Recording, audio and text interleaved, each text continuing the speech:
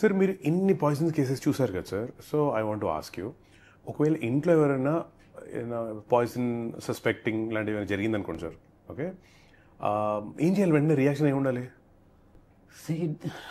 Different పాయిజన్స్కి different home remedies ఉన్నాయి. But యూజువల్గా మనం చేసేది అంటే what we do regularly, any poison ఎవరైనా తీసుకోగానే ఫస్ట్ వామిటింగ్, నోట్లో వేలు పెట్టి వామిటింగ్ చెప్పడానికి ట్రై చేస్తారు. Please don't do it.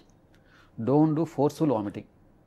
ఎందుకంటే అది చేయటం వల్ల ఏంటంటే పొట్టలో ప్రాబ్లం అవుతుంది. కొన్నిసార్లు ఏంటంటే తెలియకుండానే యాస్పిరేట్ అవటం. యాస్పిరేట్ ఏంటంటే పొట్టలో ఉండే కంటెంట్స్ లంగ్స్లోకి వెళ్ళిపోవడం. సో దానివల్ల ఊపిరాడ చచ్చిపోతాం. So don't do forceful vomiting. కొన్ని పాయిజన్స్ ఉంటాయి, కరోజివ్స్ అంటాం, అంటే యాసిడ్స్ అని ఆల్కలీస్ అని పాయిజన్స్ ఉంటాయి. ఒక్కసారి తాగిచ్చిన తర్వాత వాటి మళ్ళీ ఫోర్స్ఫుల్ వామిటింగ్ చేస్తే మళ్ళీ వచ్చి మళ్ళీ ఇంకో సెకండరీ కాంటాక్ట్ అవుతుంది. ఇండ్యూస్డ్ వామిటింగ్ చేపిస్తారు. దానివల్ల అంటే డ్యామేజ్ ఎక్కువ అవుతుంది.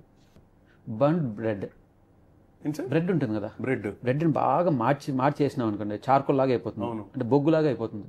So you can mix it with water are milk, just give it to them. Okay, ఏమవుతుంది తర్వాత?